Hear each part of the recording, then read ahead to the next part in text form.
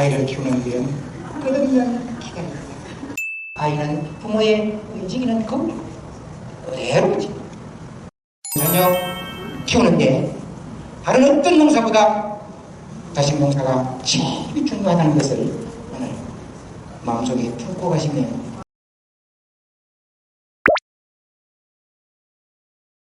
우리에게 옛날에는 옆집에 잔치나 큰일이 생기면 A, B, C, D 나누어서 돼지는 누구 집에서 하고 떡은 누구 집에서 하고 떡국떡은 누가 하고 잡채는 누가 하고 이렇게 다 나누어서 품앗이를 했습니다. 여러분들 우리 김장 문화가 유네스코 세계문화유산에 등재되어 있는 거 아시죠? 그만큼 김장을 같이 하는 아주 좋은 문화가 우리에게 이어져 오고 있었다 이 말입니다.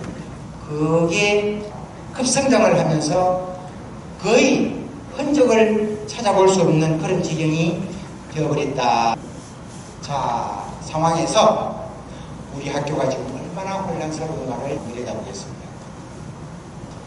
학교 3일체에서 학부모가 얼마나 큰 역할을 하고 있는지 모릅니다. 제가 예를 하나만 들면 우리 교장선생님과 같이 근무했던 월성초등학교에서 학부모님이 정말 학교에 열심히 참여해서 첫째, 도서관 운영을 자기들이 하고 아침에 그림책 읽어주기를 했습니다. 큰 것만 대충 말씀드리면 학교 축제 때도 학부모님들이 기획을 다 했어요. 기획을 해서 부서를 몇 개를 놓고 그 부서 안에 무엇을 넣고 하는 것을 학부모님들이 다 하시더라고요. 그래 학부모 참여 사업이라는 게 있었습니다. 그 참여 사업에 공모 사업이 있었어요.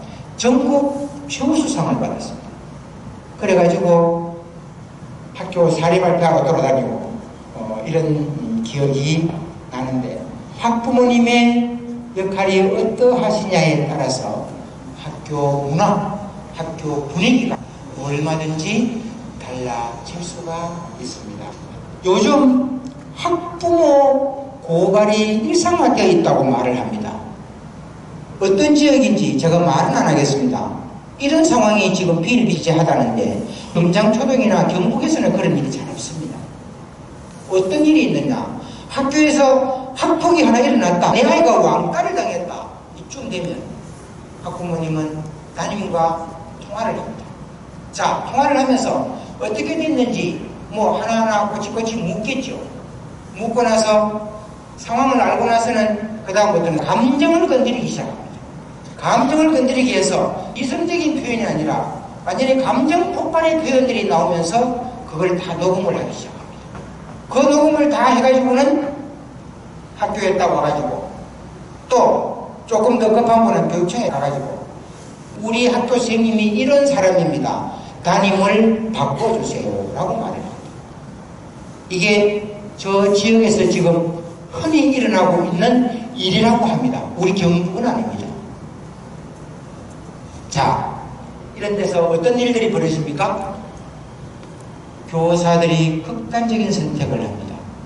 이런 선택을 하지 않지만 교사 집단에서는 또 어떤 일이 일어나느냐, 아주 합법적이고 조직적인 일이 벌어지고 있습니다. 여러분 놀라지 마세요. 우리 경북은 아닙니다. 우리 금장초등 같으면 교원 수가 참 많지 않습니까? 이런 도시에서 교사들이 한마음 한뜻이 돼서 매일 아침에 돌아가면서 교감선생님 오늘 배가 아파서 못 가겠습니다. 교감선생님 오늘 머리가 아파 못 가겠습니다. 전날 이야기하는 것도 아니고 아침에 바쁘게 교감선생님 출근하는데 전화 와가지고 교감선생님 오늘 볼 일 있어서 못 가겠습니다. 전화하고 나면 끝입니다. 또 조금 더 심한 학교는 이게 한 학교가 아니고 지역 전체가 그렇다는 풍조가 됐다고 제가 말씀드립니다. 한 명씩 돌아가면서 연간을 냅니다. 딱 퇴근하면서 교감선생님 내일 제가 병원에 가야 되기 때문에 못 나옵니다. 이번 주에 한 명하고는 다음 주에 또 한 명, 다음 주에 또 한 명. 숫자가 많은 데는 점점 더 횟수가 잦아집니다. 그러면 어떻게 되겠습니까? 그 자리에 누군가가 대신 또 들어가야 됩니다. 정말 선생님이 모자라면 기간제를 모시고 와야 됩니다. 급히 교감 선생님이 출근하자마자 서둘러 가지고 어디 전화해서 우리 학교에 좀 와주십시오. 사정을 해야 됩니다. 이런 상황이 되면 우리 아이들이 학교에서 어떻게 되겠습니까? 정말 학교가 안정적으로 운영이 돼야 됩니다. 그래야 우리 아이가 행복하겠죠. 그러려면 누가 먼저랄 것도 없고, 물론 학교에 있는 선생님들은 자기 역할을 다 해야 되겠죠. 우리 학부모님들도 첫째 선생님을 믿으셔야 됩니다.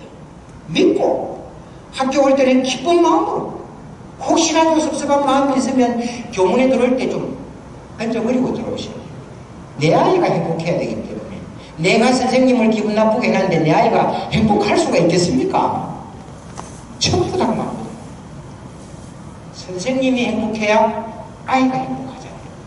그런 일들이 우리 경북은 분명히 아직은 없습니다. 불행하게도 아이가 혹시 학교에서 학폭이나 왕따를 당했을 때 부모님이 그때부터 대처하는 자세가 참 중요합니다. 지금은 현 정부에서 작년에 하도 큰 일들이 학교에서 많이 터지고 이러니까 학폭 전담 조사관을 교육청에 뽑아놨습니다. 퇴직 교원, 퇴직 경찰관, 변호사는 안 오겠죠.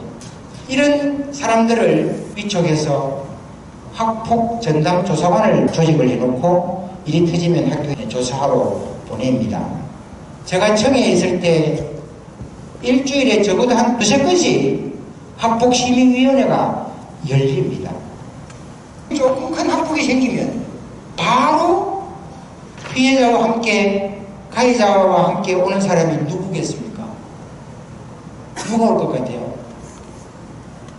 학폭 심의하는데 아이와 학부모가 누구하고 같이 옵니까? 변호사하고 같이 옵니다. 변호사하고. 심지어 요새 변호사가 학폭 때문에 먹고 산다는 말도 있습니다.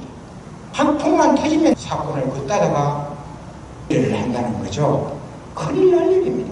그 얼마든지 슬기롭게 해결할 수 있는 것도 학부모님 손에 딱 가면 이게 감정적으로 폭발을 하고 정폭이 됩니다. 이래가지고는 문제가 해결되지 않습니다. 내가 변호사비를 그만큼 들였으니까 어떻습니까? 돈이 아깝잖아요. 돈이 아까우니까 뭐를 요구합니까? 돈을 요구합니다.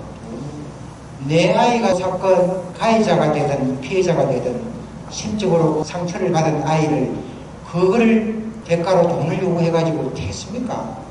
물론 치료를 해야 되거나 상처가 났거나 당연히 치료비는 가해자가 책임을 져야 되죠. 물론 정신적인 피해도 있을 수 있습니다. 이런 게 거래 수준까지 가버리면 이거는 도저히 지성으로 풀리지가 않는다. 그래서 안타까운 경우를 제가 참 자주 겪게 됐습니다.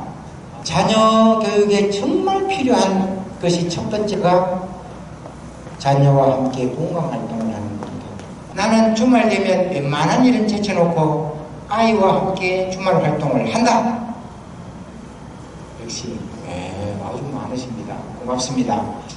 옛날에는 형제간이 많이 있고 친척이 많고 동네에 다양한 놀이활동들이 있었기 때문에 따로 이 공감 교육이나 공감 활동을 부모님이 신경 쓸 필요가 없었습니다. 지금은 다릅니다. 아이를 하나면 둘이 많으면 셋 낳았기 때문에 이 아이가 물론 내 몸뚱이보다 더 중요합니다.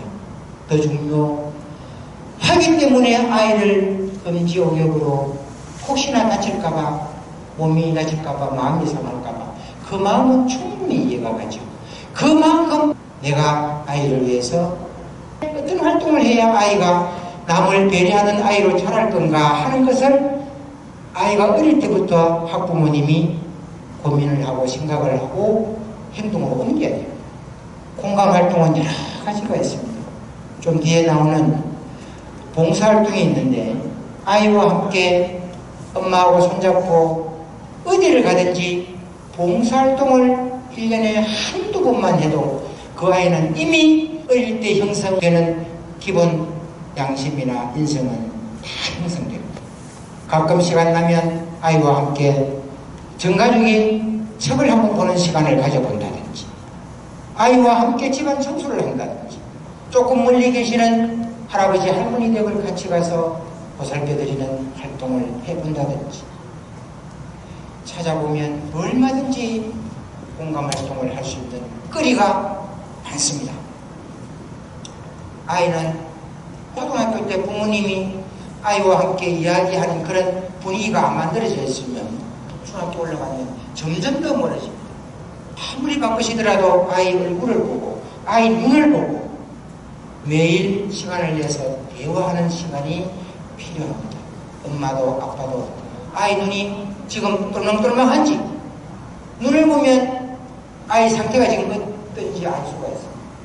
혹시라도 아이의 말수가 줄어들거나 아이가 부모를 피하려고 하거나 표정이 어둡다고 이럴 때는 부모님이 먼저 다가가서 아이 마음이 어떠한지를 대화를 하면서 이끌어내야 됩니다. 몇 년 전에 개그 프로그램에 대화가 필요해 하는 걸 보신 적이 있습니까? 저녁을 먹는 아들과 부모가 한 서너 마디 하게 되면 언성이 솔, 아버지, 아들도 소리 지르고 아버지도 소리 지르고 식사가 곧 끝날 것 같은 그런 상황이 벌어집니다. 대화를 많이 하라고 한다고 해서 혹시 식사 자리에서 아이에게 따지거나 묻거나 절대로 삼가 주십시오. 식사는 편하게 해야 됩니다. 식사 자리가 아이를 성가시게 하고 아이를 부담되게 하면 아이의 정신건강과 신체건강에 다 해롭습니다. 밥 먹을 때는 편하게 밥을 먹을 수 있도록 배려를 해야 됩니다. 이 얘기 꼭 할 게 있으면 밥 다 먹고, 과일이 있으면 과일을 하나 깎아놓고 편하게 물어보는 그런 대화가 필요합니다. 엄마 아빠의 행동이 곧 아이의 행동입니다. 때로는 아이가 학교에서 피해를 봤다, 정말 내 아이가 왕따를 당했다 싶어서 화가 나가지고 학교로 쫓아오시는 부모가 간혹 있습니다. 제가 학교장으로 있을 때도 그런 부모님들을 들어봤습니다. 그럴 때는 제가 먼저 나서서 그 격한 감정을 좀 가라앉히셔야 되겠다 싶어서 그 노력부터 먼저 합니다. 일단 감정 진정을 하는 게 중요하다. 근데 말은 안 하지만 마음속으로 생각은 이렇게 합니다. 부모가 저런 것 같으면 가정에서 아이가 부모를 보고 배운 것이 뭘까? 이런 생각을 사람이기 때문에 할 수가 있겠지. 내 부모가 할아버지 할머니한테 어떻게 하는지, 이웃이 어떻게 하는지, 사회활동을 하면서 아이와 함께 나가서 봤을 때 우리 엄마 아빠가 어떻게 행동하는지 그걸 그대로 보고 아이가 배우면서 자랍니다. 아이는 부모의 움직이는 거울이고 그대로 움직입니다.